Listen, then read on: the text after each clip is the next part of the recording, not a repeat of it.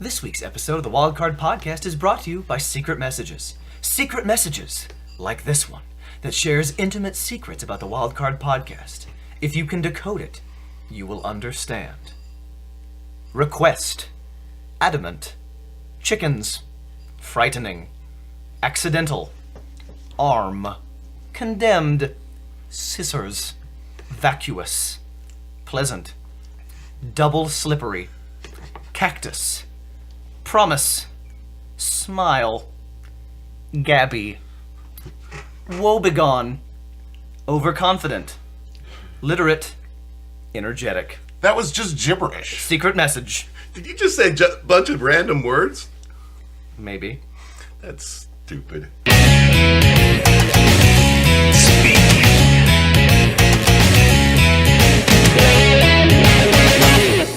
Welcome to the Wildcard Podcast. I'm your host, Jared Eaton, and my co-pilots on this journey to wherever are my good friends Jeff Curtis. Hello. And some assembly required, clever nickname not included, Ron Blair. That's me. I'm assembled now. I'm a real man. I came really close to just saying I'm too tired to come up with a nickname for you. Oh, But then man. I'm like, well, at least this will sound like I put together something clever. Yeah, no, that would have pierced my heart a little bit Yeah. had you not come up with a nickname. I would have felt bad. I mean, it's only their 49th nickname of it. He's doing good. Yep. So speaking of feeling bad, let's tell people what this podcast is all about, Ron. Jared, this podcast is about exploring loops in time. Let's tell people what this podcast is all about, Ron. Jared, this podcast is about exploring loops in time. Let's tell people what this podcast is all about, Ron. Jared, this podcast is about exploring loops in time. So one thing we like to do here on the Wildcard Podcast is make sure that you, the listeners, know these three dumb friends, and our interests and what things we enjoy doing, and our favorites, if you will. So, in the spirit of how tired I am, because I'm very tired. I got about 3.5 hours of sleep last night, so good times. I wonder what your guys' favorite morning/night routines are. Like, what do you do when you wake up? What do you do before you go to bed? Because all I'm thinking about right now is sleep and wanting to go to bed. At night, I party, Right. and in the morning, I get up and I party. There you go. That's his routine. That's his routine. He gets That's up. what I In his do. mind. Now, are you a morning shower or an evening shower person? Oh, I'm generally a filthy person. Okay, well there you go. Okay. I like to shower in the morning. As wake do I. up. As do I. A lot of people are evening shower people. They like to feel clean going to bed, but I like to feel clean before I go out. No, Yeah. I take one in the morning before work. I Yeah. feel... If I take one at night, then I sleep on my hair and it Yeah. gets all messed up, and Yeah. then I have to take one in the morning to Yeah. fix my hair. So I might as well just do it in the morning. And not to mention, when you get up in the morning, you're just sort of... you still have that sleep Groggy, film yeah. on Yeah, you. I need to wash I don't it want off. that sleep Yeah. film on me. I'm with you. Yeah, my evening routine is usually to sit in bed and sip some honey bourbon and watch either MSNBC or a movie. Jeff likes to party in the morning, too. really Wait, does. was that the morning or That's night? That's night. In the morning, I sleep until I have to get up and then use the bathroom and take a shower. That's my morning routine.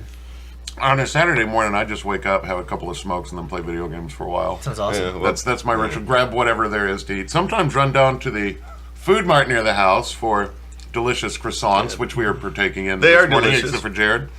This morning, my routine was to keep looking at my watch and thinking it was 7:30, and Right. then getting up and going to the bathroom and thinking it was 7:30, and realizing that it was 9:30, and Ron and Jared would be here in a half hour. It was a time loop. It's been 7:30 for so It was a long. time loop. Yeah. Now, mind you, there's a fire station. Let's do that time loop again. Okay. I'm just kidding. Jared, this is... Let's do that time loop again. Okay. Just kidding. There is a fire station in the 1.5 miles between my house and the store where I purchased these. Is that the nearest store? Oh, yeah. Yeah, we don't go to the furthest, my friend. Rhineyville is not the most densely populated. No, it's very rural. But it is cosmopolitan enough to have a roundabout. That's true. I love that roundabout. It's a logical thing, so if you have a sense of logic, then it should work fine for you. I would argue that in a roundabout way, it makes the city. No, Jared. So I'm currently passing the Crusade for Children firefighters Oh, yeah. with my ashamed look on my face that I don't know how to communicate facially. I've given you money already. I live so close, and we pass by so many times. I can't give you anything right now. I'm sorry, and I feel so ashamed. The children on the side of the road look like they haven't eaten in weeks. There were kids somehow out there a Sarah McLachlan song is playing from the sky. There were skinny children out there, and I felt so. They were pandering. We are the world. Yeah. Indeed. Now I have a difficult time falling asleep most nights. Like, I am not a person who sleeps well or easily. Yeah. Like, I've had friends in my life who could just, on a drop of a dime, be asleep. Like, when I was in high school, if we'd be, like, having, like, a sleepover or goofing off at someone's house that night, like, they'd start a movie and they'd be asleep by the time the opening credits were over. Yeah. And I would watch the whole movie and then try to figure out how to turn it off. Yeah. I can't sleep during movies. I've been that person. I had step siblings when I was younger who would be on a road trip and, like, from Indiana to Louisville, and they fall asleep on the ride. Yeah. I can't sleep in cars very, very easily unless I'm extraordinarily tired. No, I can't sleep if the lights are on. I can't No. sleep if it's loud. Wow. I can't sleep well if I know other people are awake in the house. Like, when I was a kid. You're like that- Madeline. I used to have that problem. I don't have it so much anymore because you I have can't to sleep get if I'm over hot. that. I can't sleep in moving vehicles usually. Have you tried ZQL? I'm on that every Yeah, night. I mean, like I It's said, I do awesome. eventually fall asleep. And for me, one of the things that helps is reading. So I usually read before bed. Even like when I got in at 4:30 this morning, and I still read a little bit before I went to sleep, just to help like calm the nerves and to detach the mind for a bit. But I had a buddy in college named Jeff Marlowe, biggest forearms on the planet. He was amazing, nicest guy, but he looked like he could rip you in half if he just felt like it. Like Popeye form. Absolutely. Yeah. And he would fall asleep while he was talking. I'm used to people falling asleep while I talk. I'm a teacher. Right. But he would fall asleep while he was talking. Was he narcoleptic? No, it wasn't like any random time of the day. It would be like at night when he was tired. Yeah. He would just start nodding and just be out. It was amazing. I had someone do that once. He and I were having a conversation, and he just fell asleep while we were having this conversation. But Yeah. he was an alcoholic, so Well, I blamed the some booze. different things there. When I was at the peak of my sleep apnea, I would fall asleep during conversations. Wow. Yeah, sometimes almost while driving. It got pretty scary there before the CPAP machine. I was in. I took a trip down to Panama City when I was in college with some friends. Not for a regular spring break trip. It's actually a mission trip. Oh. But every one of the group but me, I think, decided that it would be really cool to stay up all night and watch the sunrise on the beach, and then before we drive home. Yeah. Before we drive home. That's a terrible Oh, idea. before you drive home, Stay up all not night like- before you drive no. home. And I'm like, you know what? That'd be cool, but I've seen the sun, and I'm tired. So I slept. And drove No, home? well, I wasn't the driver. It wasn't my vehicle. Like, we had two different vehicles, and the guy driving ours fell asleep about 25 minutes into the drive course. and Oh. went off the side of the road, but luckily it was kind of flat, so it didn't, like... And I'm like, well, you know what? I think I'll drive now. That's So a for the good next idea. 2.5 to 3 hours, I drove while everyone else was asleep. And I hate driving in a vehicle while everyone else is asleep. Because you have no one to talk to, but you also don't want to play the music too loudly. Right. And I was tired, too, because it was early, but I'd gotten a little more sleep than they had. Yeah, that was the dumbest thing you could do. Yeah. Oh, we're going to Well, be driving a long ways tomorrow. Let's stay up all night. College students don't always make the best decisions. That's true. They've been known to, on occasion, make a mistake. Huh. On occasion. Interesting. It's a rare, seldom. Yeah. I have no experience with that. Just perfect. That's fair. That's fair. Well, thank you for finally acknowledging One that. might even argue he's double slippery. Am I not? He is double slippery. But I don't run with scissors. That's scissors. So any other thoughts on morning routines, night routines? How do you sleep? Are you a back sleeper, side sleeper? Well, I have to sleep on my back now because of the CPAP mask. Yeah. But before then, I was always on my stomach. I have to sleep on I start on my back because it feels so much more comfortable. Yeah. But before I fall asleep, I have to switch to a side. Yeah. Because I can't sleep on my back. When I was younger and thinner, I'd sleep on my belly. Then I got fatter and I couldn't do that anymore. Yeah. And so then I sleep on my side and my back, but mostly I sleep on my back because when I sleep on my side, my acid reflux starts coming up, and then I wake up choking to death. So I just wake up with back pain. Most mornings I wake up with really stiff back. I wake up with back pain, but it's just better than the acid yeah, reflux. that makes sense. If I sleep on my side, I wake up with my shoulder feeling like it's slightly Numb, yeah. dislocated. Yeah, my arm falls asleep and it's like Paresthesia. No. Yeah. Yeah, it's horrible. Well, I just want to talk about that because I'm tired. So Yeah. I wanted to talk about sleep and the preparation thereof, because when this podcast is over, I was going to go to the gym, but I'm going to go to sleep instead, I think. You, right now, you look like my normal Saturday night. Okay. Like, that's how you look. Wow. Yeah. Good to go. Just droopy-eyed and... Yeah. Jared's going to fall asleep while No, we're having our I think podcast. we've Wouldn't that discussed be it. awesome? After all my bragging how difficult it is for me to fall asleep, I just fall asleep during the podcast. You need to know I'm going to take the Wildcard Studio pen and dick face you. Oh, sounds great. If you fall asleep. Sounds awesome. I have the Wildcard He Studio does pen have over all here. interesting- Then I'm going to need you to dick face him if he falls asleep. I'm gonna leave it in the care of Ignacio here. Ignacio, my glass head. Easter Island skull looking thing. Yeah, that I keep on my Ignacio desk. Glassface. Yeah. Does that mean it's my turn? I suppose it's a Jeff Gonna episode. turn it over to me It's now. a Jeff Episode episode. today. Seemed like a good transition right into Jeff bringing the knowledge. And the thunder. I'm bringing the thunder. Always. The thunder. Have I ever brought the thunder? Ah, you bring the It thunder. was that one time. It was a Tuesday, and I remember that. brought the thunder. I think it was in Tupperware. I think it was in Yeah, Tupperware. but I didn't leave $5. So. Yeah. Well, you didn't have to that day. You brought the thunder. Yeah. All right. Sir, do you have a question for us? Sure. I'll ask. Sure. Whatever, you bastards. Whatever. I know you like anymore. questions. I do like Jared. questions. I don't know if I'll be able to answer it today, but I do like questions. I think I've got the easiest question in the world. Great. My first question is, what does Ron and my glasshead Ignacio have in common? They're bald. Oh, they are bald. And why, Ron, are you bald? Because I'm playing Daddy Warbucks. In what? And Annie. Well, that happens to be what we're talking about today. Hey! There we I go. know a something or two about I know Annie. very little about Annie. You're going to learn, my friend. Well, then you are going to learn. Now, I thought you're gonna see the show. I thought it would be a nice, uptick or After last week's episode. after last week's downer of an Yeah. episode of let's listen to this and feel horrible. Yeah. I thought Oh. I would do an episode that made us feel inspired again. Can I plug the television show Cobra Kai before we get started, though? You can. I don't know. I What want is it? to. Cobra Kai, it's a the Netflix continuation. It's YouTube Red. It's a YouTube But Red it's show. the Karate Kid 34 years later. Why would you want to plug that? Oh, Jeff. Because he loves it. Oh, Jeff. Jeff, I need you to understand. Because it's the There's center a of my 39. universe. There's a 39 steps group chat, and I mean, yesterday they talked for 40 minutes. I'm there dealing poker, and my pocket's just buzzing nonstop, and I'm like, I keep thinking maybe it'll be something important. I was wrong. They were talking about this show. It's the power of Billy Zabka. He was Cobra Kai. He strikes first, he strikes hard, he shows no mercy. That's what it was. I've never seen the Karate Kid. Oh my God! See, that's the thing. If you were born in a particular certain time period, you're nuts about the Karate Kid. If Yeah. you were born outside of that, you don't give a shit. I purposely missed all 3 or 5 of those movies. Not 4, Jeff. 3 or 5. It was definitely an odd number. I saw 1 and 2 were great. They were awesome. I didn't see the remake because I opposed it on general 80s nerd principle. All right, let's talk about Annie. Now that you guys have just dumped on things I love. Ron likes Cobra Kai. Everyone should watch it if they like Karate Kid, and he's not the only one. The rest of the group chat really likes it too. Oh, we love it. Yeah, there's a We group love chat it. of nerds, though. We're good. Well, yeah. Nerds. This is a podcast of nerds. Well, you How's got me y'all's there. problem? True. You got me there. We just have different nerd focuses. Exactly. Okay, so today in my podcast, I'm going to not just talk about our Annie. Oh, okay. Because I thought it that was about Lindy Dale. I was hoping it was like a 30-minute report on Lindy Dale because she's awesome. she is awesome, and she's going to be awesome in Annie, which opens Yeah, she Friday. is. I saw her the red hair 8th. on Friday. Yeah. Yeah, Yeah, doesn't it look That's great? pretty cool. It's funny, her straight red hair. I'm like, I think expecting, for some reason I was expecting her hair to automatically be curly because it was red. And you walked in like, oh yeah, your hair's just red now. Okay, that makes sense. That's, Like, I didn't. that's a common misconception Yeah. that people think she was in a red fro forever and ever. Yeah.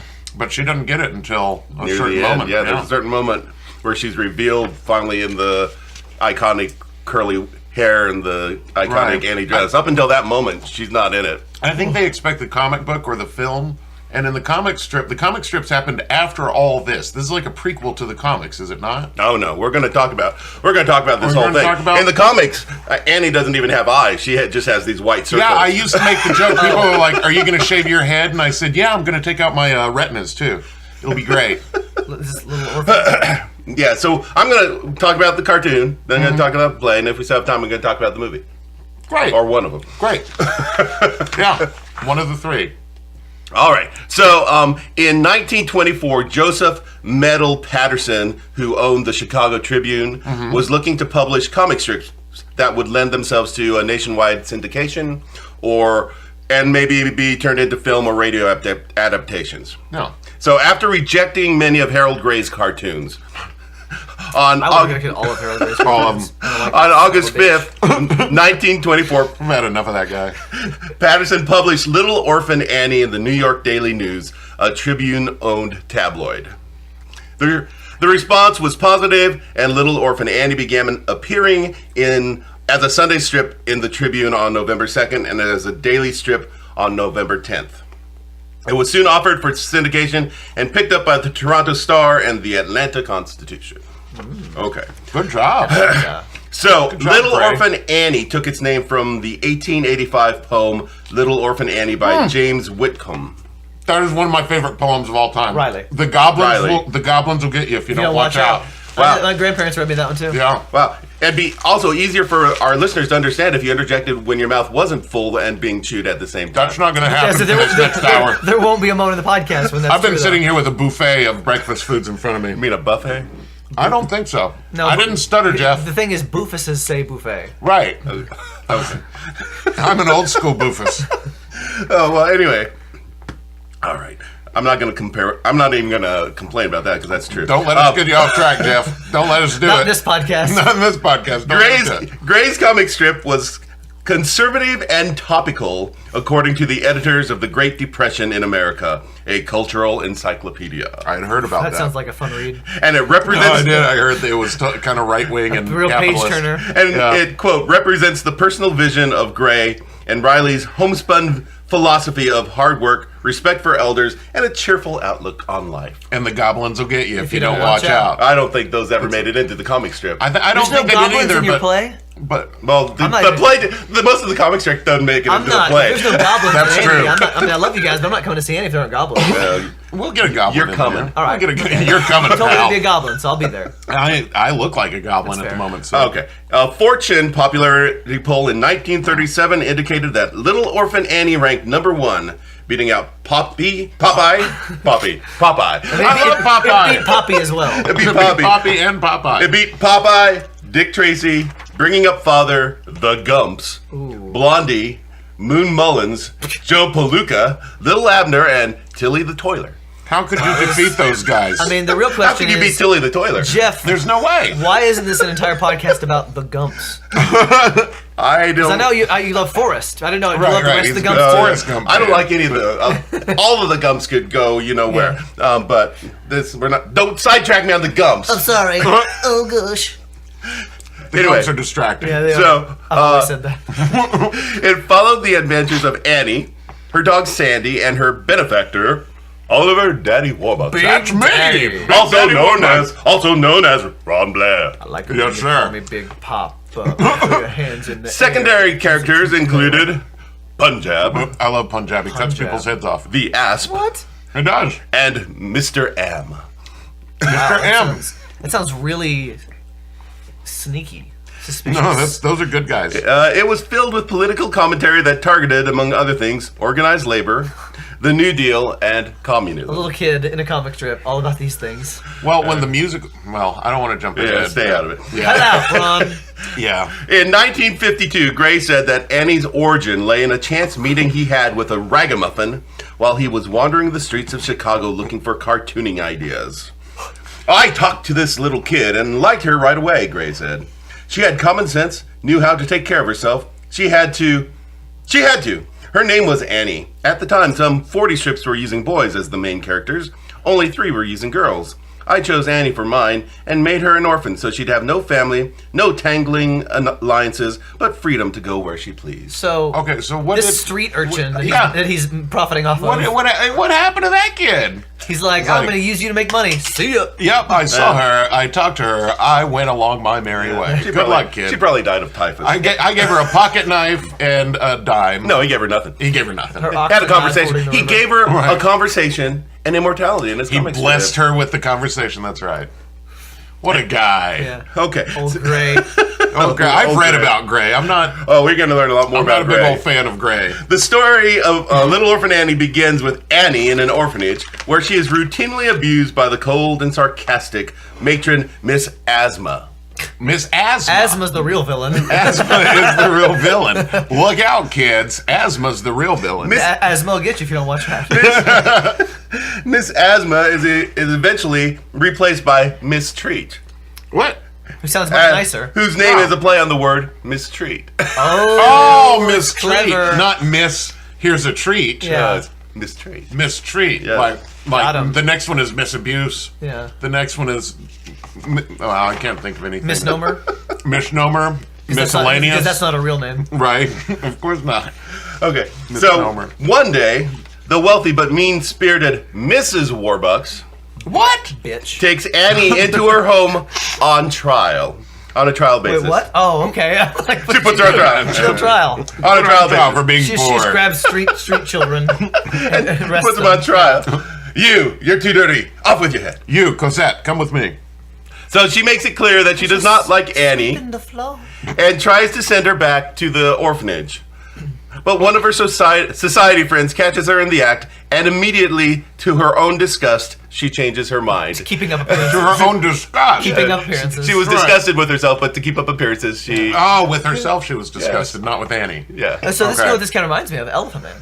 In the top, It is of a that, little top Elephant of that Man, isn't too, it? where he's on display and all Yeah. the high society people are coming and And they're like, look at the orphan. She doesn't have a mother. And look at how good I am Right. for blessing them with my presence. Phariseeism, I say. Phariseeism. Her husband, Oliver... Whitewash tomb. Yes. So Oliver, returning from a business trip, instantly develops a paternal affection for Annie and instructs her to address him as Daddy. And asks Maud creepy. Warbucks, what the hell's your problem with this kid, huh? And they originally had a dog named... I just like the idea. He's like, hey kid, you're gonna call me daddy. I know. Kind of creepy, isn't it? Yeah. The Warbucks originally had a dog named One Lung.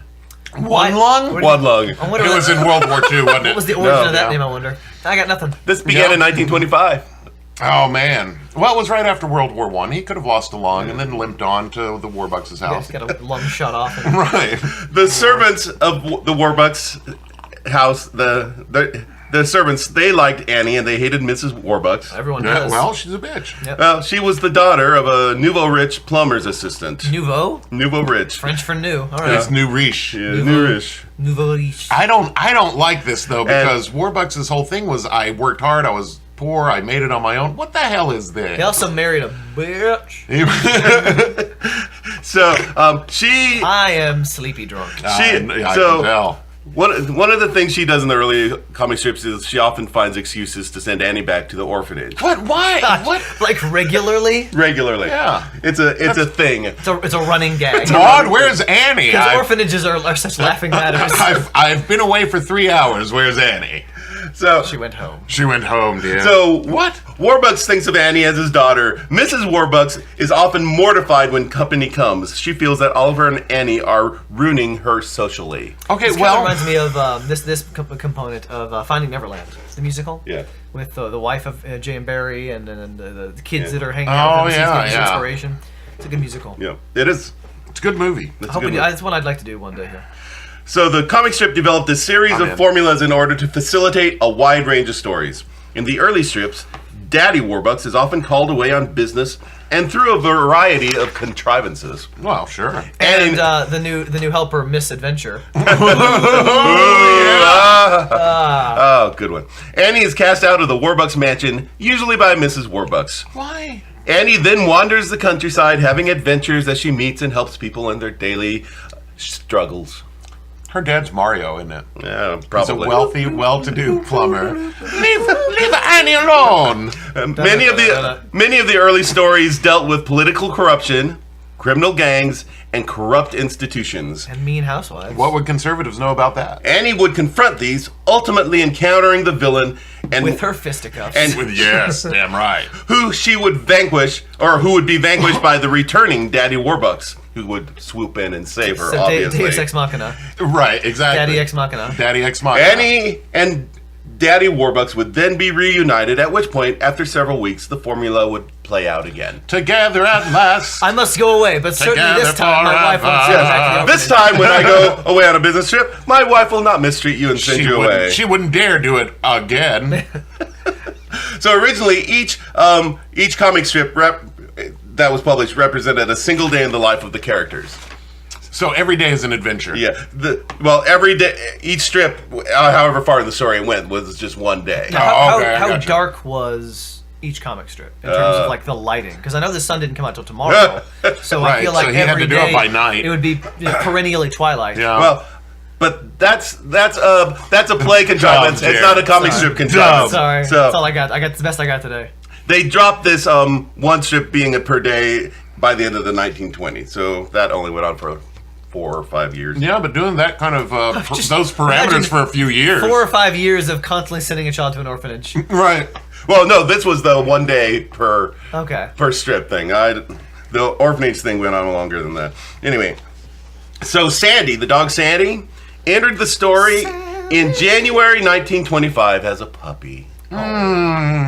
Annie rescues Sandy from a gang of abusive boys. There she goes beating people up again. Yeah, she's tough. Now, at the time, Roundhouse kicks. Annie was working as a drudge, Sweep the leg. whatever that is, in Mrs. What- Bottle's grocery drudge. store. It's like drudge? just like a common worker, like it's just physical labor. Okay, like mopping and all that. Well, she was working as a common laborer in Mrs. Bottle's grocery store and managed to keep Sandy briefly concealed. Eventually, she gave him to Patty Lynch, who owned a steakhouse I do and not could give trust Patty. Sandy a good home. Oh. A drudge is a Oh. person who does tedious, menial, or unpleasant work. Do you think Mrs. Bottle, she was like, why is there dog poop on the floor? Do you think that was a mystery? She's like, there's no dog in here. Something's been spilled back here. That's yellow. Drop a soda. Yeah, what is broke? this? What is this urine? Well, anyway, There's Sandy. dog hair in it. There's dog hair in this urine. Sandy returned as a mature dog in May 1925 when he suddenly reappeared to rescue Annie from gypsy kidnappers. Oh my gosh. They're even taking down gypsies? That's my favorite. After that, Annie and Sandy remained together. Together at last. Yeah, we're not there yet. God. Together. Oh, I keep doing that one. Man. Gypsies. That's It's actually the only song I know. Oh, that's not true. Come see the show. Ron knows more than one song. I know at least 1.5, maybe 3. He has 2 solos, not and he two. knows them both. In November 1932, Franklin Delano Roosevelt was elected president Two Gray's Great Good work, District. Jake. and proposed his New Deal. Gray saw this as government interference in private enterprise. He railed against Roosevelt and his programs. Daddy Warbucks lost his fortune due to a corrupt rival and ultimately died from despair Whoa. at the election of Franklin Delano Roosevelt. Following FDR's death, Gray resurrected Warbucks, zombie. Zombie Daddy. Warbucks. whose Just death like Ron. was changed to a coma. It's only mostly, he's only mostly dead. He's He was only mostly dead. Miracle Max saved him. Upon his return, Warbucks says to Annie, "Somehow I feel that the climate here has changed since I went away." Oh. Ooh. Oh, Gray. So subtle. I've made my millions printing cartoons. Manipulating children into making me a... Right. I don't care about the poor.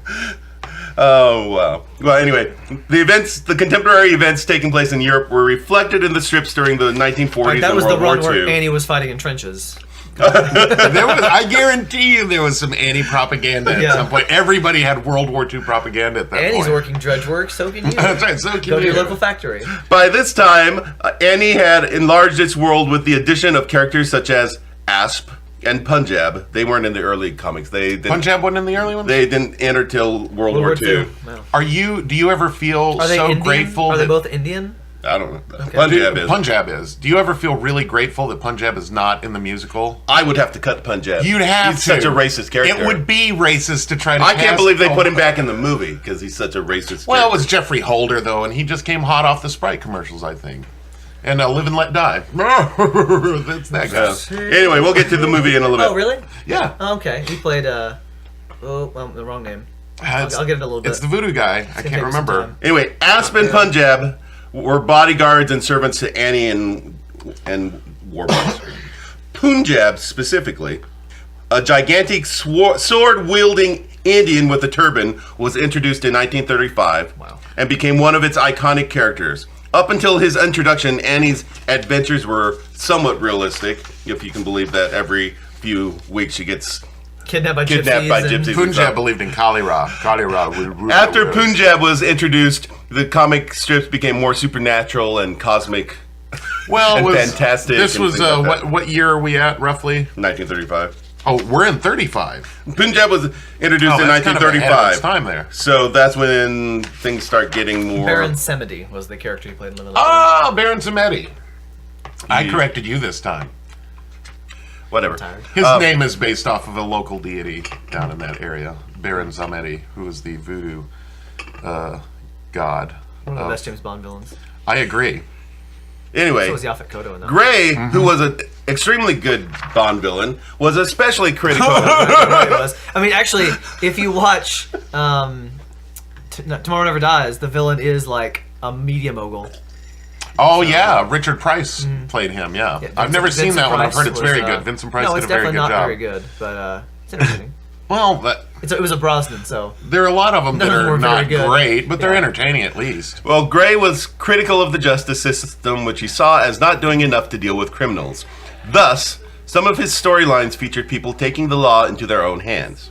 Vigilantism. Yep. In 1927, in an adventure named The Haunted House, Annie is kidnapped by a gangster called Mr. Mac. Warbucks rescues her and takes Mac and his gang into custody. He then contacts a local single man. He then contacts a local senator who owes him a favor.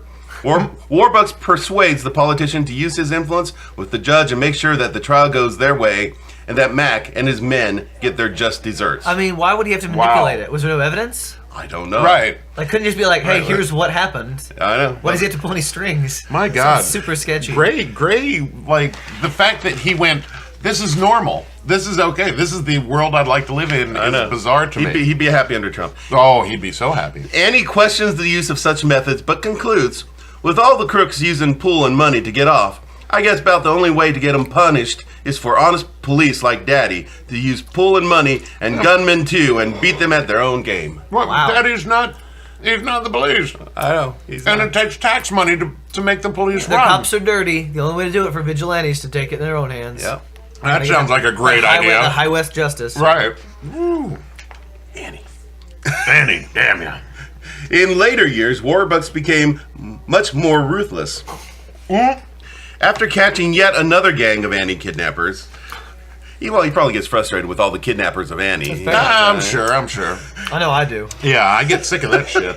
He announced that he wouldn't think of troubling the police with you boys, implying that while he and Annie celebrated their reunion, the Asp and his men took the kidnappers away to be lynched. Wow! Wow, and you're okay with that, Gray? Yeah. In another Sunday strip published during World War II, a war profiteer expresses the hopes that the conflict will last another 20 years. An outraged member of the public physically assaults the man for his opinion, claiming revenge for his two sons who have already been killed in the fighting. When a passing policeman is about to intervene, Annie talks him out of it, suggesting it's better sometimes to let folks settle some questions by what you might call democratic processes. Wow. Let them figure it out. Let them figure it out. They'll figure it out. My God. I will say there are times, like I break up every fight I see in school, but there are sometimes I'm like, just let them kill each other. Right. Let them work it out. One fewer I have to deal with, but you don't do it. Well, you still- can't, yeah. You wouldn't say that to You the think policeman it- who showed up to break it up. Right. You I know it's your job to protect the peace, but I mean, look at those two idiots. That guy said something dumb. He deserved to be right. physically He deserved to be for it. beaten. That's the decision he made. But I had been an Annie fan for many years, and then I just little downtime at work, went on the wiki Rabbit hole. page, went down the rabbit hole, and I was like, this is kind of disgusting. This is horrible. Like, I really it tarnished my love of Annie after seeing how Gray had And used I it. personally blame Lindy for all of this. Well, yeah, she deserves to be blamed. She embodies the spirit of Annie so well. That sweet kid is. The musical has almost Everything's nothing to wrong. do with this, with the comic strip. I don't think you can blame Lindy for is- the comic strip that happened. That's fair. With the exception 150 of the years before she was gypsy born. gangs. The gypsy gangs. That's about all yeah. that's left over. Actually, I'll go ahead and mention it. No spoilers for what you got, but I remember Gray being really upset when FDR was introduced into the musical. Well, he as wasn't. this decent He was guy. dead. Was his estate upset? was then? rolling over Somebody his grave at some or point. Well, his he or estate might somebody have got been upset, upset but about it wasn't that. him. He died in 1968. Okay, well that couldn't have been him then. The musical was what in the 77? We're gonna get to the musical. Okay. Stop jumping ahead. All in right, the story. Stop sorry. jumping, Ron. I'm just jump around. Jump around. Jump around. Stop trying to jump down. through time to the future. We're stuck in the Enjoy time loop the that we're present. right now. Enjoy I believe that I'm stuck in the past. I believe that I'm stuck in the past. Well, you're not. I believe that I'm... You're stuck in the present. Whip it! Whip Whip it it good. good! Eternally stuck in the present.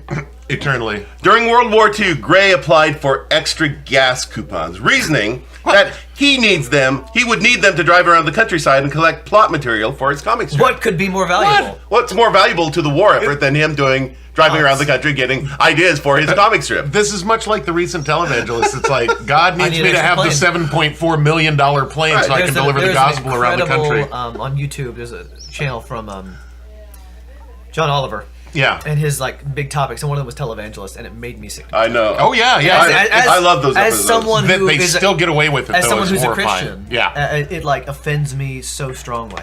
Well, because now the scam is accepted and encouraged is the problem. It's an enormous scam that they all buy it's into. straight out of the New Testament, where Jesus comes into the temple and physically attacks people who are trying to make money out of the church. Yep. Right. People who are trying to manipulate Christians into giving them money. No, they made the Catholic Church stop selling indulgences. Yep. How is this any different in modern It is no times than different. selling indulgences? None whatsoever. It's just that they still allow them to get away with it, and it's accepted. It's now. different. These are not Catholics, so it's completely legit. Right.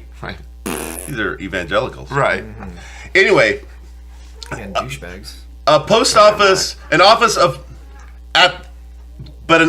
price administration clerk. So it was the office of price administration that had to give him the extra gas coupons. Okay. So a clerk there named Flack. Oh, I like this guy. Oh, yeah. Flack refused Flack. to give Gray the coupons, explaining that cartoons were not vital to the war effort.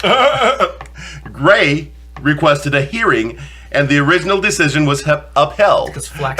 Because there's nothing. Forget taxpayer money going to the roads or to the war effort or to national parks.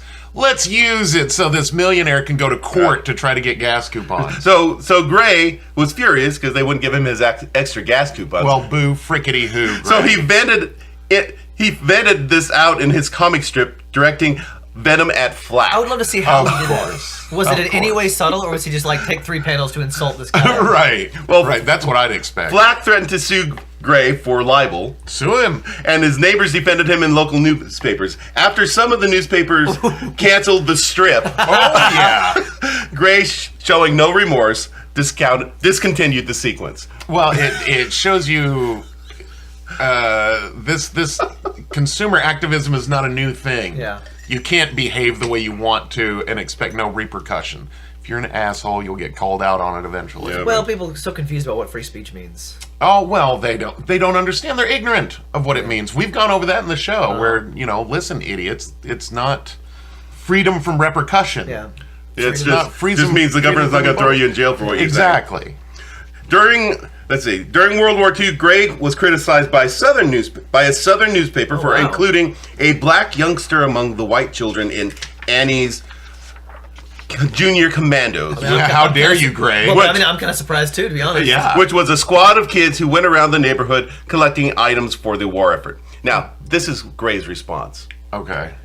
Gray made it clear he was not a reformer, did not believe in breaking down the color line, and was no relation to Eleanor Roosevelt. Wow. He pointed out that Annie was a friend to all, and that most cities in the North had, quote, large dark towns. Good. Oh, Gray. The inclusion of a black character in the Junior Commandos, he explained, was merely a casual gesture toward a very large block of readers. He admitted to being horribly exploitative. Manipulative, yeah. He basically said, I'm a racist, but I want black people to read my comic strip. So. Right. Their money's good too. Right. Oh, I'm not a reformer. No, don't worry, wealthy white readers. But at the time, because this was such a novel thing to do, right. there were some African American readers who wrote letters to Gray thanking him for the incorporation of the black child in the strip. Of course they You know, it was a step forward from no representation. No, it's Do the ends justify the means? yeah, It's tough. exactly. One of Gray's beliefs was that children should be allowed to work. Oh, yeah. A little work Yeah, never hurt I any love kid, that. Gray Drudge 'em up, affirmed. Yep, drudge 'em One up. of the reasons we have so much juvenile delinquency is that kids are forced by law to loaf around on street corners and get Forced into by trouble. law to loaf around? Yeah, Like, to there's loaf a around on law. street corners. There's a law saying your child must loaf around on street corners and get All into trouble. All right, Johnny, you're at the corner of 9th Street from 2 to 4 today. If your I turn to see you loafing. gone, if I see you not loafing... Susie, I saw you working on homework. Right. Don't make me say it again. No, this is loafing time. You do homework on Susie time, not loafing time. Gary, start loitering. How many times do I have to tell you? That's Gary's problem. You bring disgrace upon your whole family. I'm going to burn this city down if I don't see some loafing around in a minute. So, a couple of teens. A couple of Annie's catchphrases are "Gee Whiskers" Gee whiskers. and "Leapin' Lizards." Leaping lizards. I love that one. one. And Annie, in the comic strip, she attributed her lasting youthfulness to her birthday being on February 29th, Eating on the blood of the What? innocent. so that she only aged 1 year in appearance for every years that Every 4 4 years years. that passed. Okay, that's not not how science. science That's works. not how it works. And her birthday is October 28th. We're talking about Annie the musical. Oh, damn the strip. Damn the I'm telling you, strip. she fed on the blood of the innocent. That's exactly how she did it. That's how she stayed She young. was like Babette, the little vampire girl from Elder Scrolls. Oh, okay. So Harold Gray, Is an asshole. he was definitely an asshole. Yeah. He's not anymore. He's dead. No, he's dead. Celebrate He's a bag of bones. good times. Come on, and So, celebrate. Harold Gray died Celebration. in May 1968 of cancer. Okay. But Well, Little Orphan Annie was continued under other cartoonists. other more liberal cartoonists, less less fascist. bastardly? Yeah, less fascist one would hope. cartoonists. Eventually, Tex Bladesell, Oh, I love Blade Cell's work. That an is experienced amazing. comics Tex. artist, got the job with Elliot Kaplan as writer. Little known fact about Tex Bladesell. Yeah. Blaisdell. Bladesell. Good friend of Roy Harley. Roy Harley. Roy Harley never Tex apologized. Bladesell and yeah. Roy Harley hit the road again. In Angels Don't Die Young. Ooh, Yeah, I know. want You to wanna see that movie. don't you? I know. Playing this Friday at the drive-in. Who's starring in that? Roy Harley? Roy Harley. Roy mother friggin' Harley. Roy mother friggin' Harley. Never apologizes.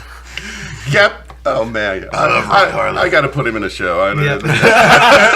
The Roy Harley Variety Show. Kaplan avoided political themes and concentrated instead on character stories. Well, that's probably best. Yeah. Things should work. The Yeah. two worked together for 6 years, but subscriptions fell off, and both left at the end of 1973. People wanted the... No. In When I 1974, was Conservative. born, yeah, they wanted the your conservative fault, anti-vax. you're It's my fault. It's- I'm not sorry.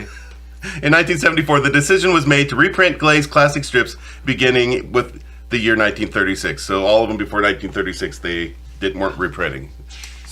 That's interesting to me. Well, you probably had changes of characters and different. Yeah, that's mostly what we have become familiar with. I guess you'd have a number of years, but once you get back to the World War II arc, that seems like that would be Yeah. too timely, but for the wrong reasons, you probably wouldn't reprint that, I would think. Well, I've just to take a step aside, Michelle a few years ago for her birthday got a Batman. It was a Batman book that was explored Batman throughout World War II and its usage of propaganda, and it came with many of the comic strips. Yeah, that's cool. It was I really remember neat to seeing read through these the comics. cover where Captain America punched Hitler in the face. Yeah, the famous, iconic. Yeah. As everyone in World War II wanted to punch Hitler. Well, sure. Yeah, of course. Now, let me stop you right there. Okay. So, neither of you guys have seen Deadpool 2. No. No, not yet. Did you see Deadpool 1? No. Yes, but I don't remember it a whole lot. So Deadpool is a Marvel character who breaks the fourth wall regularly. He knows he's a comic character. Very funny. And he will bounce through time. He will make gags to the audience. Like, it's very, very different than a normal Marvel movie. Yeah. So there was a scene cut from Deadpool 2. And Deadpool is one that is regularly very inappropriate. Drug use. Oh, yeah. They're sexual rated R. innuendos. Solid Yeah. rated R films. There was a sequence in the second one that was cut from the post-credit scene or during credit scene, where there's moments where he's bouncing through time and fixing things. So, Oh, I've heard about this. yeah, one. there's one Yeah. where he went back to Ryan Reynolds, the actor, and Yeah. shot him in the head before he could accept the Green Lantern script. There was one where he went back to the movie X-Men Origins Wolverine and shot the Deadpool character that actually was played by Ryan Reynolds because it's such Right. a bad portrayal of the character. And there was supposed to be one where he was back in a hospital in Berlin. Yeah. And you were supposed to be Hitler baby's perspective, looking up at Deadpool while Deadpool reached down to strangle the baby. Yeah. Yeah. Jeez. Yeah. But it just makes you think, like, would that be good? I mean, killing is never good, I would say, but to possibly stop what happened, But it's one of those does this one death justify the saving of however many 6 million Jewish people? Yeah. That's tough. Not just Jewish, gay, gypsies, speaking It's of. 12 million people were put to death in the concentration camps. I don't think I could kill little baby Hitler, but I feel like I could kidnap him and see if maybe you could raise him to be not what he was. Oh, that would be good. Or give him to somebody who can kill him. I don't think I'm the person who could kill, even if I knew what was going to happen. Right. I just don't know that I have that in me. I think in the moment, if it was my life or someone's life or the another person, I think I could do it, but not like preemptively. So it's an interesting moral conundrum that you have there. Well, it's one thing to kill baby Hitler in the crib. It's something else to ask the question: would you shoot him before he became chancellor? Yeah. Right. As once he's already on the path of doing something horrible. But by that point, would you have stopped his ideology? It wouldn't be nearly as organized, but you still had several thousands of people who sincerely believed in what he was saying and had very powerful followers as well. I don't have an answer. There is no answer. Well, we can't go back in time, so these are all philosophical things. But what you can do is learn from history and look forward, and you don't stop evil people from rising to power by killing them. You stop evil people from rising by power by realizing that they're evil and fighting their ideology and taking steps to prevent them from getting into power in the first place. Right. People thought Hitler was a joke. Yeah, I remember hearing that. And so they kept discounting him. They were laughing at him and all the stuff. All the time he's building his organization. He's building up these youth groups. All these and that's how you do feeding it. his ideology. And people laughed it off and thought didn't take him seriously. He was made chancellor. He was by, I believe it was Hindenburg or whoever was the president of Germany, who made him vice president, basically, thinking that that's the best way to keep him from getting into power, but keep him close. Right. Well, and so then when he died or was left power, that left Hitler's in power. Hitler rose to power through legal means. He didn't, and it's because people didn't they didn't take him at his word for all the evil shit that he wanted to do. They kept discounting him until it was too late. Well, it's a good thing history never repeats itself. Absolutely. All right, let's talk about Not Annie. in modern times. Yeah, how did Hitler feel about Gray? I figured he'd be a big Annie fan. Well, Gray would have hated Hitler because, He was an American. Exactly. That would have been the xenophobia, sure.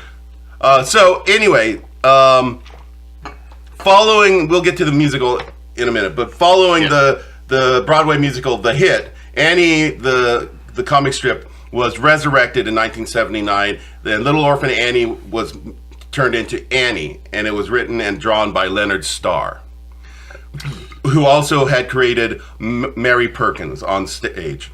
That's the one with the umbrella, right? Mary Perkins on stage. With the broken umbrella. Yeah. That one. That's Perkins. And it was the only one, is the only strip besides the one that Gray drew that achieved any success.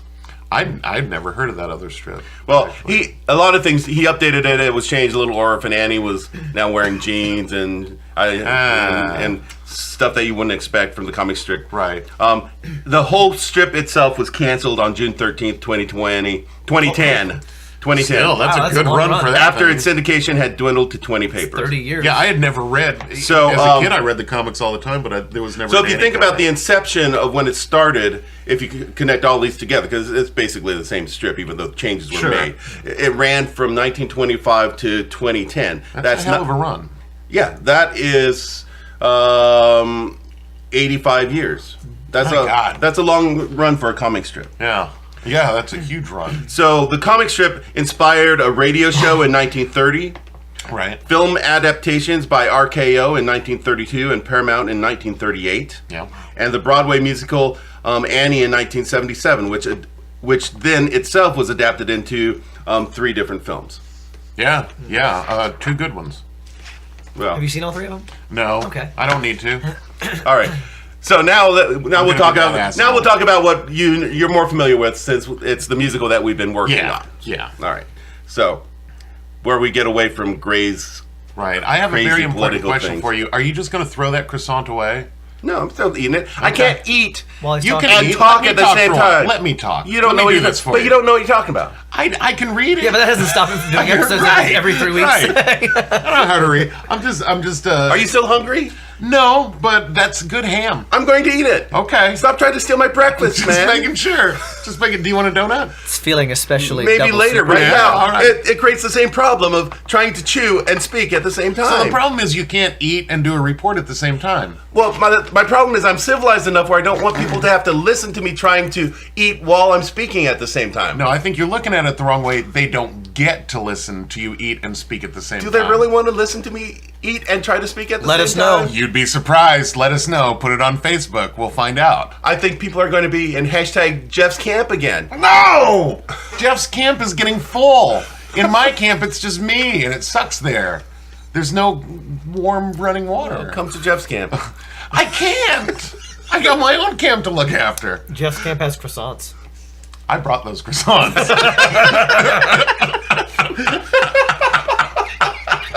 But they're at Jeff's camp. So Gray is dead by this point, mercifully. Let's talk about musicals. Yeah, let's do some musicals because what do we all love?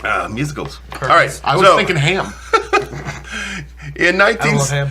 In 1971. Nope, no, I don't like ham. God damn. No, he doesn't. He's said this many times. I know. I've actually paid attention to what Jared says while No, we're I talking. don't. Wow, that's funny. I didn't even do that. Yeah, why? In 1971, Martin Chernin, or Charnin, do you know how to pronounce it? Can I say it? Charmin. Charnin. It's Charmin. Oh, Charnin. Charnin, Charnin. okay. Or Charn. I think it's Charnin. Charnin. I've heard it both ways. Okay. Martin Charnin, a lyricist, was in a midtown Manhattan bookstore browsing, looking for a Christmas gift for a friend, when he came across Little Orphan Annie, Her Life in Hard Times. Wait. He came across the child in the alleyway again? Yeah. Same child? He very came rapid across a book of the I know comic that, I strips. knew that. Okay. He bought it for a friend, but never gave it to him, because when he got home, he began to read the book and decided to keep it for himself. So much like Gray, he was a selfish bastard. I don't know. He bought his friend a different book. He actually gave him that another was gift. good. In I January, did that once with Snuggies. I bought Snuggies for friends as a joke, and I tried one on. I'm like, well, this one's mine now. I'd wear your Snuggie. Yeah, you would.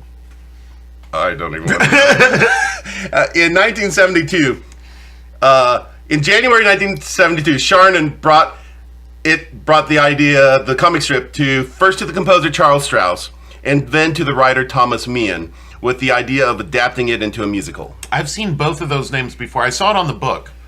Just a few days ago, I was just, looking at the credits on the front of the book, waiting to go to rehearsal. Spoiler alert, Ron. And I've heard, and I've heard of Charles Strauss. He's done a lot of musicals. And Meehan, but I can't You're thinking think of of Levi anything off my. Strauss. That's what it was. The Jeans Makers. Yeah. Well, anyway, both of these men thought that the idea was terrible. Really? They hated it. Meehan especially had no interest in writing a musical based on Little Orphan Annie or any other comic strip. They had been proven to be popular by then. Little Abner was a huge show. When was Your Good Man Charlie Brown? That was 70s too, wasn't it? I think Little Abner. No, Your Good Man Charlie Brown. That was 70s, yeah, with Gary Berghoff, the original Radar O'Reilly, playing That Charlie was Brown. probably this. They were having this conversation in January 1972, so they may or may not have. Those shows may or may not have been on. Yeah, Broadway. that's true. Oh, It may wow. not have been proven. 1967 was Your Good Man Charlie 67? Brown. Yeah, I think Little Abner and Charlie Brown, Yeah. they really should have known it was a good idea. Well, they went through with it, so that's what's... Well, yeah. You want me to tell you what happened? I would love to. I would love to stop Please talking proceed. for a moment. Charnin explained that he wasn't looking for a comic strip musical, but one that was based on a comic strip. Quoting Meehan, this is a quote from Meehan. What had drawn him to Little Orphan Annie, and he's talking about Charnin, was the almost mythic character of Annie herself. As we talked further about the idea, I began gradually to see that Charnin had recognized in the comic strip, i.e. that Little Orphan Annie, the child of indomitable spirit, lost in wandering, could stand, as I turn the page, Right. as a metaphor for courage, morality, not mortality, for courage, morality, innocence, and optimism in the face of cynicism and pessimism. Meehan suggested that they set the musical in New York City during the Depression, thus echoing the difficult times that many Americans were going through in the early 1970s.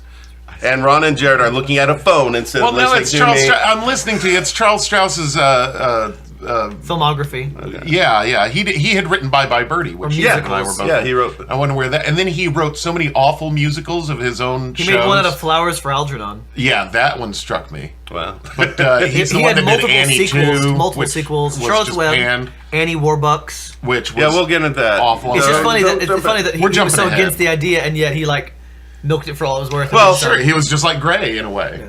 Well, Strauss eventually agreed to do Annie because, as a child, his mother forbid him to read comics, so he read them in secret. It will corrupt your soul. These are no good for my boy. If you got time to read comics, you got time to be loitering. He had a Stop reading He had a comic deep books and rent familiarity out room number with one. an affinity for Little Orphan Annie. This was according to Meehan. So, quoting Strauss, this is Strauss's reason for doing it. Yeah. Besides, a comic strip is an ideal basis for a musical comedy because they are similar forms of popular American culture. That is, both deal in broad strokes, telling simple stories in as few words as possible. Did he actually say in as few words as possible? He did. Because there's a lot of words in this show. He didn't write any of them, he wrote the music. Well, still. Quoting Charnon, Okay. who's the lyricist. Yeah. If anyone creating musicals could ever discount structure and content as the most important aspects of how to get it right, the next significant issue to be addressed are, in my opinion, style, level, and tone. Oh. Having come up with the seemingly impossible notion that the comic strip character Annie could work only if stripped of its comic book credential, we were determined to fill Annie's empty white eyeballs with pupils and lenses. Really, it's a good start. It's a good start. And to treat the entire musical as a piece of real theater with real people, as opposed to cartoon, a stigma in musical theater, or camp, or satire. No, they sure did that. They found a good balance. Yeah. It doesn't go into camp or satire at all. And so this is continuing the quote. For the book, music, and lyrics of the first draft, we used elements that we totally eliminated in our second and third drafts. You'll notice that the character names reflect how we were trapped then before we allowed the truth of the tone, the flesh and blood reality, to be totally realized. Grace Farrell was called Grace Fair because that's what she was, graceful and fair. Miss Hannigan was Miss Asthma because that's what she sounded like, and what for a moment she actually had. Other assorted human characters in the show, especially the false parents who emerge in Act 2, all finally, fortunately, disappeared, and only Annie's and Oliver Warbucks' names were kept, so as not to disturb or thoroughly obscure the roots of the musical. That's probably best. Meehan, Charnon, and Strauss began work on Annie in February 1972, but because of other projects, didn't complete the first draft until the summer of 1973. They spent the next 3 years looking for someone to finance it and produce it. Some of the songs that were cut from the first draft were, you want to hear some of these songs? I do. Apples. I'm in. And these, Oh my God! I know exactly where that scene would be too. Who sings it? These are The apple seller. probably. These are quotes from Charnon as describing why these were cut from the show. Okay, please explain these, Charnon. An overwritten sound collage, pseudo-documentary in its structure, which we realized after several previews was totally unnecessary and stopped the play before it got going. Wow. Yeah. It sounds like a Bart quote. Like Bart, it's Bart's I don't know why he would cut out. Yeah. But the song would be in the first half hour of the show, it and it would screeching halt. Oh yeah, it would suck. We got Annie. Oh, they brought that back to the movie, I know. didn't they? And I like that song. I enjoy that song. That's a horrible song. Anyway, has a lot of intricate. Again, these are all quotes from Charnon. Yeah. Has a lot of intricate rhythms and rhymes. However, it is a song sung by a faceless, nameless ensemble that the audience doesn't know or care an inch about. What? That's the Servants and Grace Farrell, though. Well, they may have Maybe they may have updated it. Oh, They may have updated it for the movie. Just Wait, sung to the tune of Little Girls, but as written, brought the maniacal Hannigan too far to the other side of our truth. Hannigan's cross to bear is all little girls, not just Annie. They all make her crazy. This is Charnon. That's the way it goes. It was cut early and was out of texture with the rest of the score. Wow. False Parents, reminiscent of how 1940s Hollywood would populate war movies with different characters from each race. And Right. I've never been so happy. Celebrated the concern that no one in the audience was concerned with, and was replaced with a maybe reprise, preparing for Andy's life on a pig farm. Oh, well, maybe that was the right choice. That reprise is beautiful. Yeah, that's it. In 1976, they had a 10-week tryout at the Goodspeed Opera House in East Haddam, Connecticut. Mike Nichols was in the audience one night and became the show's most enthusiastic fan. And he decided to become a Broadway producer and produce Annie. He'd never done it before. Wow. This was his first. This was his first. He was watching the preview. He was like, all right, I'm going to give my. I'm going to produce this. No kidding though. Mike Nichols went on to do some amazing stuff. Yes, he did. But this was his first. Wow. Directed by Martin Charnin, the lyricist, and produced by Mike Nichols, Lewis Allen, Roger L. Stevens, James Niederlander, Stephen R. Friedman, and Erwin Mayer. Annie opened at the Alvin Theater on April 21st, 1977, following a 5-week tryout at the Kennedy Center. With Reed Shelton as It starred Andrea McArdle as Annie, Reed Shelton as Daddy Warbucks, Dorothy Loudon as Miss Hannigan, Sandy Faison as Grace Farrell. It was nominated for 11 Tony Awards and won 7, including the Best Musical, Best Score, and Best Book. Honestly, that's though, a sweep right there. It's a really good musical. It really is. It's a really good musical. It's such a good musical. The show closed on January 2nd, 1983, after a total of 2,377 performances, setting a record for the longest-running show at the Alvin Theater, which is now called the Neil Simon Theater. Well, the meteor that's called Cats destroyed all of Broadway. Well, this is a specific theater. This is not a specific theater. Yes, I know, but Cats still destroyed them all and made them move. I don't know if that's true. I'm reading what he's got here, so wait till he says the show that took over. Hairspray? Yeah. Well, you said it. Well, I'm sorry. Stop jumping forward in time! Jared goaded me. I didn't say it. He goaded me. We've done Hairspray, so it's a little special. Okay. And Bye Bye Birdie, written by Charles Strauss. There you go. Annie premiered in the West End in London at the Victoria Palace Theatre on May 3rd, 1978. Andrea McArdle, the original Broadway Annie, played the title role for 40 performances. It closed on November 28th, 1981, after 1,485 performances. That's a good run. Annie has been produced professionally in Argentina, Australia, Denmark, Germany, Hungary, Ireland, Israel, Italy, Japan, the United Kingdom, Mexico, the Netherlands, Norway, the Philippines, Portugal, Spain, Sweden, Peru, Zimbabwe, Russia, Colombia, Belgium, Poland, I got a bootleg of it. Yeah. Canada, the United Arab Emirates, Denmark, Puerto Rico, Singapore, and Greece. Let me ask you this, though, and seriously, the play to me, the musical, though, to me seems uniquely American. It is, yeah. Like, very American. But those kinds of shows, American movies play all over the world. Well, that's true. I want to say that it's timeless, and it is somewhat, but it's so American, and that's why it surprises me that it translates so well in other countries. No, it's just a great show. Yeah, the music is awesome. It's not really political. The book is awesome. It isn't, but it's so... I'm an American. This is what the Depression was like. All of that Hooverville and all this stuff. Well, but Hooverville, unlike what Gray would have done, Hooverville, the musical is much more liberal and much more FDR focused as opposed to this every man for himself. The government shouldn't be doing anything for anybody. And Gray would have written a Birth of a Nation, the musical. Yes, he would. That's what he would have. The musical. He would have. I am having a stroke, fellas. So stage sequels. You want to hear some of these stage sequels? Oh, I can't wait. We were looking at them. So I want to hear the box office pull that these guys had. The first attempt at a sequel. For 13 minutes. Right, yeah. The first attempt at a sequel, Annie 2, Miss Hannigan's Revenge, opened at the John F. Kennedy Center for the Performing Arts in Washington, D.C. in December 1989 to universally disastrous reviews. And much like Kennedy, the critics shot it in the back of the head. 10 years, 12 years after the last one closed? Yeah. Extensive reworking of the script and score proved futile, and the project ended before reaching Broadway.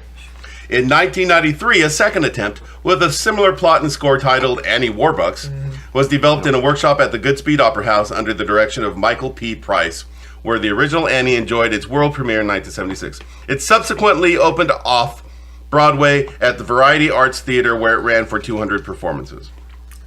More than I would have expected. Yeah, I wouldn't have expected that much either. All right. So, do you want to hear about the movie now? I love the movie. Okay. I know a lot of people hate the movie. I love the movie very much. The movie sucks, but so Madeline loves it. Anyway, Annie was turned into a movie in 1982 by Ray Stark, produced by Ray Stark. Yeah. He wanted both John Huston, who was the director, and Joe Layton, who was the choreographer, to also be executive producers on the film because it was such a large enterprise for one person. It's a big old movie. It is. It's a huge movie.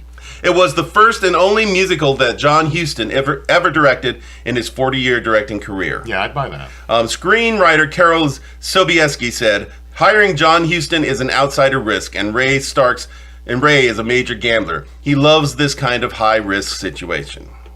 So, Karol Sobieski, who wrote the screenplay, introduced major differences between the stage musical and the film version. Oh, yeah. In the stage musical, it is Christmas when Miss Hannigan, Rooster, and Lily are caught at the Warbucks mansion by the United States Secret Service, foiling their plan to kidnap Annie. But in the film, due to summertime shooting, Annie is kidnapped on the 4th of July, leading to Warbucks organizing a citywide search and a climactic ending at the B&O Bridge. Punjab and the Asp, Warbucks servants and bodyguard from the original comic strip, appear in the film in supporting roles. Wow. Cinematically, though, it's a thrilling end. It's really an exciting, adventurous end. And Miss Hannigan kind of becomes not the horrible villain. Scimitar? No, because at the end they're like, okay, Miss Hannigan was bad, but she's not wanting to kill him like Tim Curry and Bernadette Peters. Tim Curry was Rooster? Yeah, Tim Curry was... his Easy Street is so good. Yeah. But yeah, very cinematic, and it gives Miss Hannigan a chance because nobody wants to make Carol Burnett a villain. It's a redeeming thing. You even see her on an elephant at the end. If you in Once Upon a Mattress. Yes, that's right. Well, she originally played Winifred. She originally played Winifred. But if you've never seen the Broadway musical, the movie's fine. The movie's good. If you saw the musical first and then you saw the movie, you say, well, what's all this just like what we talked about in the Woods a couple weeks ago. Yes. Yeah, very similar. Very similar. Miss Hannigan's redemption at the end is also a new development on the part of the movie. In the musical, Miss Hannigan briefly balks at Rooster's intention to make Annie disappear with a switchblade, but is soon lured by his promises of life on Easy Street. In Meehan's 1980 novelization, Miss Hannigan shows no qualms whatsoever about Annie being killed. In both these cases, Miss Hannigan ends up being duly arrested along with Rooster and Lily at the Warbucks mansion. The film also featured 5 new songs: Dumb Dog, Sandy, Let's Go to the Movies, another song I just despise, Sign, and We Got Annie. And it cut the songs We'd Like to Thank You, Herbert Hoover, NYC. Which is an awesome song. They shouldn't have cut it. Yep, You Won't Be an Orphan for Long. Which is another good song. Something Was Missing. Annie, A New Deal for Christmas. In our musical, Annie and I Don't Need Anything But You are the same song. It's the same song. So they cut the first half of the song basically. And they left out the my solo in the Act 1. I can't. What's the name of it again? Why should I change? Why should I change? Why should I change a thing? And I guess they're leaving that off because the musical sometimes leaves it out as well. Yeah, and A New Deal for Christmas they cut too. Yeah, they cut out a lot of I can see New Deal for Christmas though because the end. It's not Christmas anymore. Anything but you, right? But Anything But You is a great ending cinematically. Well, it's a great song to end on. Yeah, I agree. But. And so, if you're going to make the changes they made, they should end with that song. They made some okay changes. Yeah. In addition, the song maybe has 2 reprises where Little Girls and Easy Street, their reprises were cut. Yeah. So they added some songs to the movie, but they cut more songs than they added. It's very Bart in those cuts because Bart will cut songs from certain characters to make more time for the people the audience care about. Like they cut Hannigan and Rooster songs to leave Annie's stuff in. Right. Because The Best Little Whorehouse in Texas, the film versus the stage play, is very similar to what Annie's was as far as these are star vehicles, so we need to change all of these songs to match Dolly and Bert and make them the stars of this musical rather than it's everybody's musical. Yeah. And I think Annie's the same way. It was a a starring vehicle for Carol Burnett and Albert Finney. Yes, but some of their choices don't actually make the show better. No. That's they're questionable changes. I agree. Anyway, so Martin Charnin was not impressed with the movie adaptation. Yeah. I remember that being a controversy of the original makers. They had changed so much. Yeah. So in a 1996 article, he dismissed the adaptation and its production. He said, "The movie distorted what this musical was, and we were culpable for the reason that we did not exercise any kind of creative control because we sold the rights for a considerable amount of money." Yeah. Charnin even said that John Huston and producer Ray Stark made major changes in the film that destroyed the essence of Annie.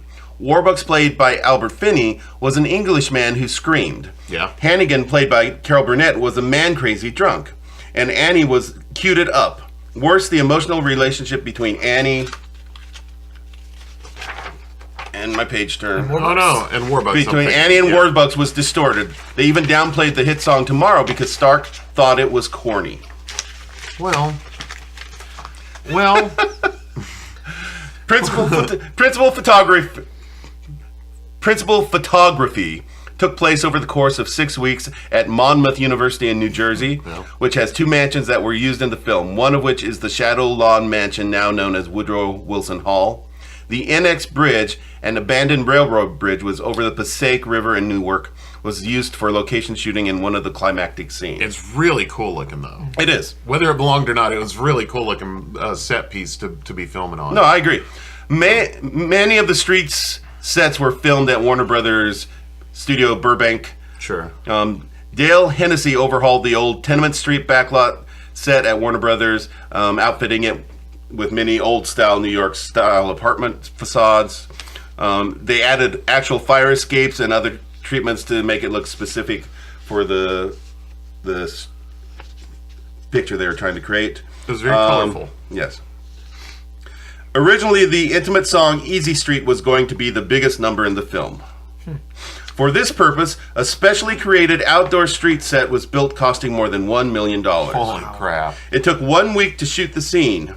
However, on reviewing the dailies, the scene was considered to be overstuffed and sour. Therefore, a reshoot was undertaken nearly 2 months after principal's filming had been completed. It's a showstopper, though. They'll forget every song I sing, but they'll remember that one. The scene was replaced with a more intimate number and was shot indoors in a style that mimicked the ambience portrayed in the original 1977 stage musical. Yeah, yep. Just threw it away. But they made a better choice. Yeah. After learning from their $1 million mistake. No, that's true. I can't imagine Easy Street being done on the street. It's Oh, God. the way it was done in the orphanage, in the film. Yeah. That was the way it should be. An intimate, closed-in kind of space. Absolutely. Annie received mixed reviews from critics. It currently holds a 52% rating on Rotten Tomatoes.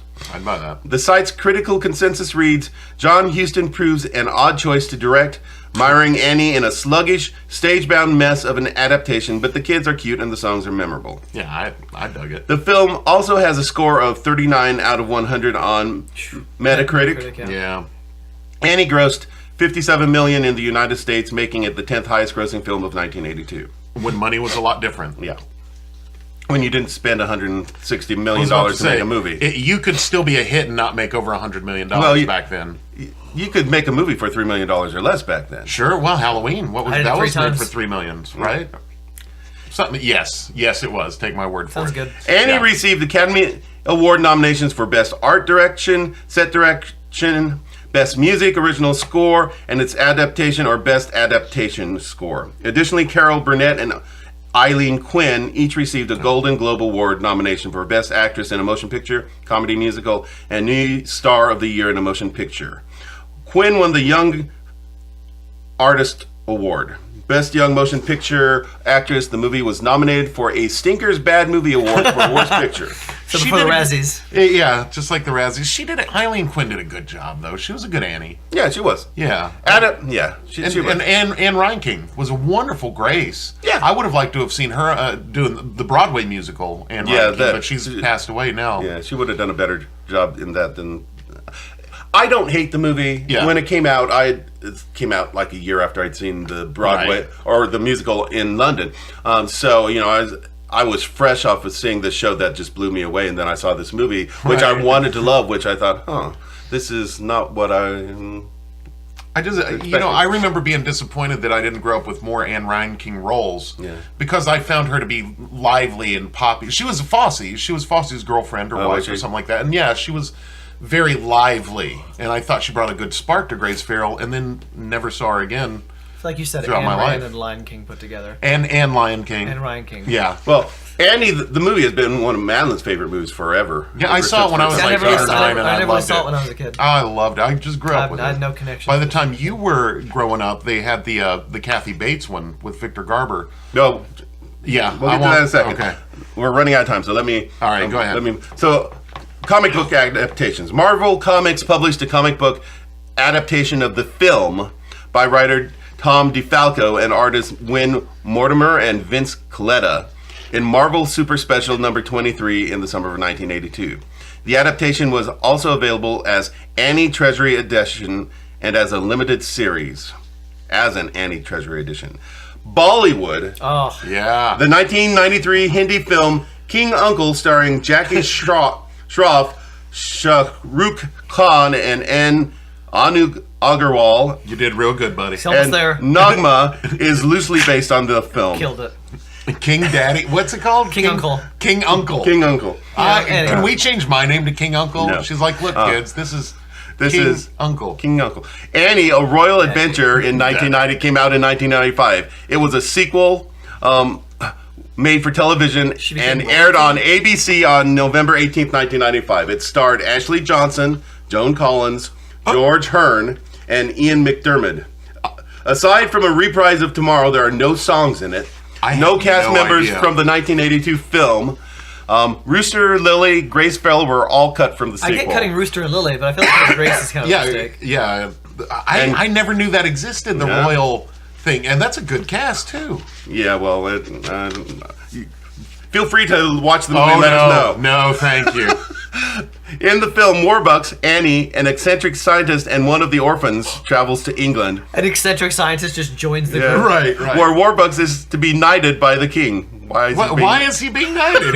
He was born in Hell's Kitchen. However, the kids get mixed up in the scheme of an evil noblewoman to blow up Buckingham Palace, while all the heirs to the throne are present for Warbucks' knighting, thus making her queen. That sounds like the worst movie, period, ever. I would watch Sharknado before I watch that, and I'm not going to watch Sharknado. Well, sometimes something can be so bad it's entertaining. I get that. I've watched a lot of crappy movies. Yeah. Whereas this just sounds bad. It just sounds horrible. You don't want to spend your time on that. No, it's horrible. Like, why would anyone think that this was a good idea to make? No, that's awful. Here's the one that you're about to read. Annie, the 1999 movie. I've seen that made-for-TV movie version was broadcast on ABC on November 7th, 1999, starring Kathy Bates as Miss Hannigan, Victor Garbo as Daddy Warbucks, it was great. Alan Cumming as Rooster, Audra McDonald as Grace, Kristen Chenoweth as Lily, and Alicia Morton as Annie. Produced by the Walt Disney Company in association with Columbia's TriStar Television, it received generally positive reviews and high ratings. It also earned 2 Emmy Awards and a 1999 George Foster Peabody Award. Although truer to the original stage musical than the 1982 version, it condensed much of the full story in an attempt to make it more viewable for children. The film also featured a special appearance by Andrea McArdle. It was a little more sanitized, and at the end, Miss Hannigan is like, no, Lily, I'm not going to have you go in and impersonate them. I'll go and impersonate them. And then I didn't know that's not how it was in the musical. That's the one change I know they made between the two. And I'm sure it was to have Kathy Bates more screen time or whatever to get her in there and do that little bit with Alan Cumming at the end, pretending to be the parent. Spoiler alert. Sorry, kids. Well, I haven't seen it, so... But. It's good. It's good. Victor Garber's great. It's got a lot of talent there. Audra McDonald. It presaged these live, live musicals. The TV musicals. Right. It wasn't live, but it was one of those big events that, let's pull theater artists from all kinds of places and make the best product we could. And it was very good. Very, very good. I recommend it. Once you can watch or hear Annie's stuff after it'll be a while. Within the next year. Okay. I'm sure. Yeah, I'll probably take a break from Annie. Yeah. I never finish a show and go, I'm going to listen to Annie today. I want some more of that. I can't wait to listen to that. I still can't listen to Company. So finally, I get that. The final film that's recently been made was directed by Will Gluck. It came out in 2014. It was produced by Village Roadshow Pictures with Will Smith's Overbrook Entertainment for Sony Pictures Columbia Pictures. It starred Quijana? Let's see. Quivenshana Wallace. Yeah, what Ron said. Sure, cute. Jamie Foxx, Rose Byrne, Bobby Cannavale, yeah, and Cameron Diaz. Production began in August 2013. It opened on December 19th, 2014 to generally negative reviews, grossing $133 million against production costs of over $65 million. Not a bad take, though. No. It received 2 Golden Globe nominations, one for Best Actress in a Motion Picture, Comedy or Musical for Wallace, and another for Best Original Song. Conversely, the film received 2 Golden Raspberry nominations, and one in the category of Worst Remake, and Diaz was nominated for Worst Supporting Actress. Yeah, that's an odd choice. I watched the trailer, and it was... I can't even find an analogy strong enough for how I felt about it. Jamie Foxx is very talented. Oh, yeah, he's great. But Daddy Warbucks is a physical type. Well, yes. Here's the thing about the movie. I actually saw the movie. Yeah. Madeline wanted to see it, so we went and saw it. If you don't think of it as Annie, it's a fine movie. It's a fine movie. It's a fine movie if you're not trying to make it and think of it as Annie the musical. Right. Because, it's a musical that uses some of the songs, but it's clearly... It's not just updated. It's kind of playing off of that and making the girl who's Annie... it's almost using that as a springboard for this movie as opposed to this movie being so if you go in just thinking I'm going to watch a movie and you're not thinking of it as Annie, it's enjoyable. If you going in looking for Annie, you're going to be totally, your mind's going to be totally kind of screwed with because it's not. To me, I didn't care for the update, and I didn't care for the sassiness of it. The updated sassiness. Annie is sassy in that 1930s kind of way that I find charming, and the update I was just like, You're a brat. Yeah, I don't like it. And Miss Hannigan really didn't appeal to me. Diaz, and I like Cameron Diaz, I really do, but from the clips that I saw with her in it, I thought, well, this is fucking terrible. Instead of an orphanage, it's Cameron Diaz is now a foster mother, and she has these kids all in this apartment. And she's still a drunk, but she's a more realistic drunk, which makes it harder to watch. Yeah, that's like an after-school special. Which makes her more abusive and more real to life, but less what you're looking for in Annie. Yeah, I don't like that. I just don't like it. Speaking of what we're looking for in Annie. Yeah. Tell them about Annie. Well, we start Tech Week. Well, if I tell you we're starting Tech Week, that tells you when we're recording this. Right. We're in the middle of Tech Week right now. When you're listening to this, we're in the middle of Tech Week. We open Friday. Actually, we open tomorrow. By Friday, the time you listen June. to this, yeah, we probably open Friday, tomorrow. June 8th, 7 o'clock. We have 2 shows on Saturday the 9th at 3 o'clock and 7 o'clock. 1 show on Sunday the 10th at 3 o'clock. And then the following weekend, starting on Thursday, the 14th at 7 o'clock. Friday the 15th at 7 o'clock. Saturday the 16th at 3 and 7. And Sunday the 17th at 3. So you get to see Ron perform Daddy Warbucks 9 times. For like 2.5 hours. That's 5 hours a day that I'll be performing pretty much nonstop. Not nonstop. I get a few small breaks. I don't come in until the first the first half of the act. First half of the act 1 doesn't have you in it at all. But once I'm in it, boy, I'm in it for a while. Yes. Yeah. It's a great show.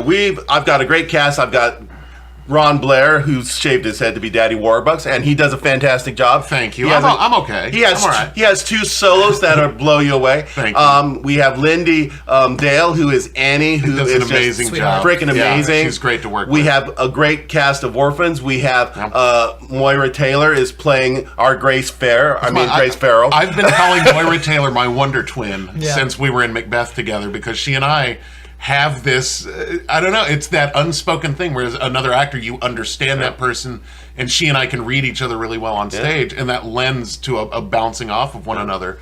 I'll work with either one of those 2 ladies any day of the week. The 2 of you are great. And Kathy Thomas is... she's so good. She's really good. She's so good. And then we have Kenzie Blair as Lil, and we have Blake Cox as Rooster, and Bert Healy.